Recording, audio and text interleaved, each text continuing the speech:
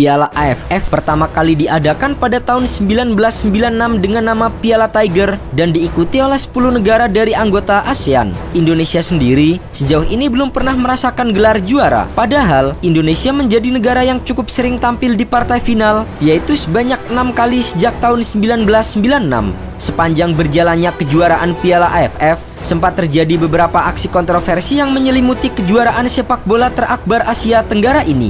Dan berikut adalah 5 kontroversi paling bersejarah di ajang Piala AFF. Gol bunuh diri bek Indonesia. Piala AFF edisi kedua 1998 meninggalkan kenangan buruk bagi timnas Indonesia. Tergabung bersama Thailand, timnas merah putih harus saling beradu dengan gajah perang untuk menentukan status juara grup. Di semifinal, juara grup sudah ditunggu Vietnam yang berstatus sebagai tuan rumah. Sama-sama tidak ingin bertemu Vietnam, pertandingan Indonesia-Thailand hampir berakhir imbang 2-2. Namun pada menit akhir, pemain timnas Indonesia Mursyid Effendi mencetak gol bunuh diri untuk menghindari bentrok kontra Vietnam. Alhasil, Effendi pun mendapatkan hukuman larangan bermain seumur hidup dari sepak bola internasional. Kartu merah terbanyak.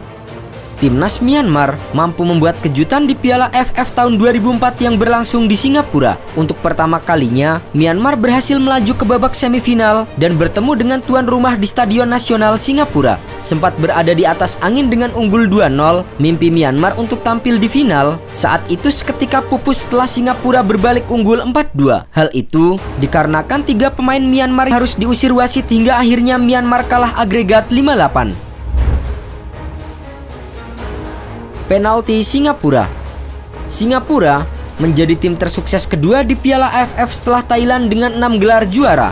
Namun, salah satu yang paling kontroversi terjadi di final Piala AFF edisi tahun 2007. Saat itu, Singapura bermain imbang 1-1 melawan Thailand hingga menit ke-80 di final leg pertama. Namun, tiba-tiba kondisi berubah saat wasit memberikan penalti kontroversi untuk Singapura hingga laga sempat terhenti selama 15 menit. Sempat mogok main, timnas Thailand akhirnya mau melanjutkan laga. Mustafik Fahrudin yang maju sebagai eksekutor sukses mengonversi tendangan penalti menjadi gol dan membuat Singapura menang 2-1 atas Thailand. Di leg kedua, Singapura berhasil menahan imbang Thailand 1-1 dan menjadi juara setelah unggul agregat 3-2. Kiper serang wasit.